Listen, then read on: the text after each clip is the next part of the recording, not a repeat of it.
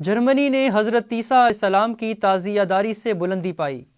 عالم اسلام نواسۂ رسول کی عظمت پہچان لیتا تو کبھی در در کی ٹھوکریں نہ کھاتا۔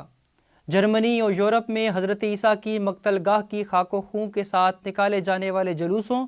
اور عزاداری امام حسین علیہ السلام پر مبنی ولسر نیوز کی خصوصی رپورٹ سنتے ہیں علا حیدر کی زبانی۔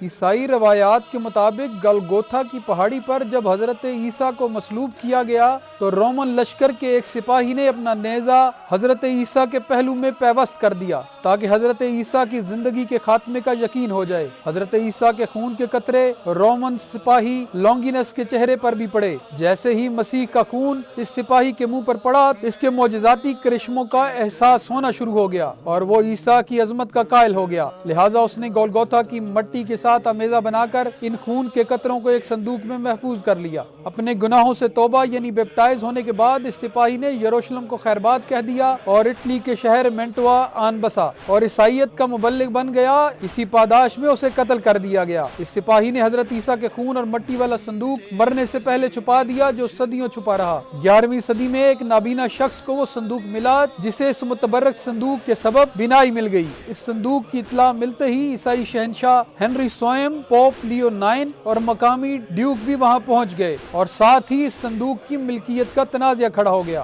جو خون خرابے تک جا پہنچا۔ بالآخر عیسائی شہنشاہ ہنری سوئم، پوپ اور ڈیوک نے حضرت عیسیٰ کو صلیب پر چڑھائے جانے والے مقام کی مٹی اور خون کا امیزہ برابر تقسیم کر لیا اور عیسیٰ کے خون کا ایک چھوٹا سا حصہ کئی معجزات بکھیرنے اور مزید کئی حصوں میں تقسیم ہونے کے بعد جرمنی کے شہر وین گارٹن پہنچ گیا۔ 11ویں صدی عیسوی میں جس تاریخ کو یہ تبرک اس قصبے میں پہنچا وہ اسینشن ڈے کے بعد آنے والا جمعہ تھا۔ اس دن کی یاد میں گزشتہ کئی صدیوں سے حضرت عیسیٰ کے خون کا جلوس اسینشن ڈے کے بعد آنے والے جمعہ کو وین گارٹن کی گلیوں اور سڑکوں میں اپنے مقرر کردہ روٹ پر نکالا جاتا ہے اور اس جلوس کو بلڈ ریٹ کہا جاتا ہے، جس میں ایک بلڈ رائڈر جواہرات جڑی صلیب جس میں حضرت عیسیٰ سے منسوب خون اور خاک کڑھائی کی طرح پرو دیا گیا ہے کو اٹھائے نکلتا ہے، جس کے ساتھ 2 سے 3 ہزار گھڑ سوار بلڈ رائڈرز ٹیل کوٹ اور مخصوص ہیڈ پہنے شریک ہوتے ہیں اور پوری دنیا سے ہزاروں لاکھوں افراد یہ خون کا تاریخی جلوس دیکھنے جمع ہوتے ہیں۔ حضرت عیسیٰ کے خون میں لتھڑی خاک کے تعزیہ کے ساتھ نکالا جانے والا یہ جلوس 950 سال سے وین گارٹن میں جاری ہے۔ اسی طرح کے جلوس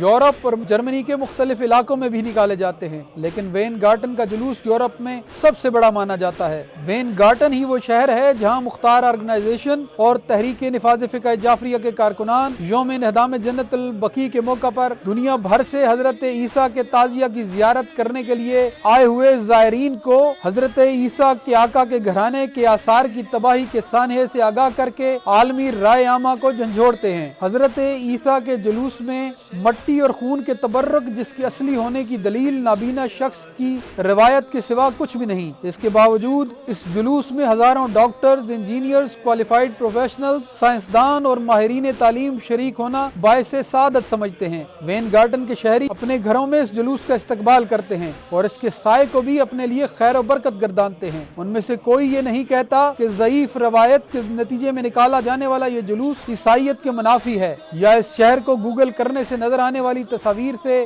جرمنی جیسی ترقی یافتہ ترین قوم کا سر شرم سے جھک جائے گا۔ حضرت عیسیٰ کی مقتل گاہ کی خاک ہی تھی جس کی تعزیہ داری کے باعث جرمنی جنگ عظیم جیسی تباہیوں کے بعد بھی اقوام عالم کی صف اول میں کھڑا ہے۔ جرمن ٹیکنالوجی کا کوئی نعم البدل دنیا میں موجود نہیں۔ جرمنی سے چرائی ہوئی ایٹمی ٹیکنالوجی سے ہی روس اور امریکہ نے کمال حاصل کیا۔ جرمنی کے اس تعزیہ دار جلوس کو کوئی عیسائی فرسودہ کہنے کی جرت نہیں کر سکتا۔ جرمن دنیا کی ذہین ترین اقوام میں شمار ہوتے ہیں اور اپنی ترقی کا سبب اس خون سے حاصل ہونے والی برکت کو قرار دیتے ہیں۔ یہ سرزمین فلسطین سے اٹھائی جانے والی حضرت عیسیٰ کی مقتل گاہ کی خاک ہے تو ایک کربلا میں خاتم الانبیاء کے نواسے امام حسین علیہ السلام کے مقتل گاہ کی خاک ہے کہ جب اس خاک کربلا سے حضرت عیسیٰ علیہ السلام کا اپنے حواریوں کے ہمراہ گزر ہوا تو انہوں نے دیکھا کہ ایک شیر ان کا راستہ روک کے بیٹھا ہے۔ بہار الانوار کے مطابق حضرت عیسیٰ شیر کے پاس گئے اور اس سے علت دریافت کی۔ شیر نے فصیح زبان میں کلام کرتے ہوئے کہا کہ اے نبی خدا، میں تمہیں اس راستے سے گزرنے نہیں دوں گا مگر یہ کہ سبط نبی و فرزند علی امام حسین علیہ السلام کے قاتل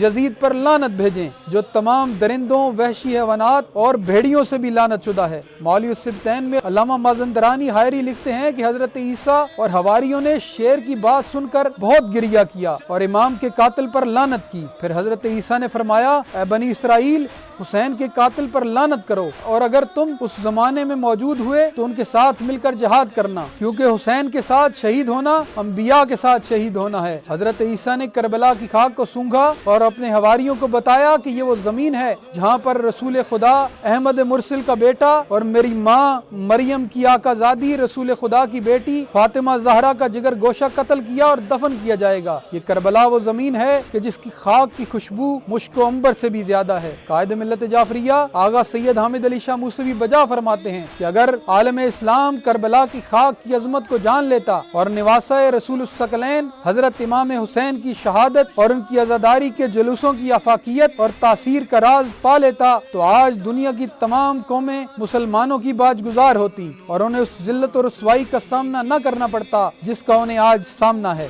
عیسیٰ بھی ہے خدا کا بڑا مقتدر نبی، بخشی ہے اس کی سانس نے مردوں کو زندگی، لیکن حسین کس سے بیاں ہو یہ برتری۔ عیسیٰ ہے تیرے آخری نائب کا مقتدی، جس خاک پر حسین تو سجدہ ادا کرے اس خاک سے مسیح بھی حاصل شفا کرے۔ میں خاک کربلا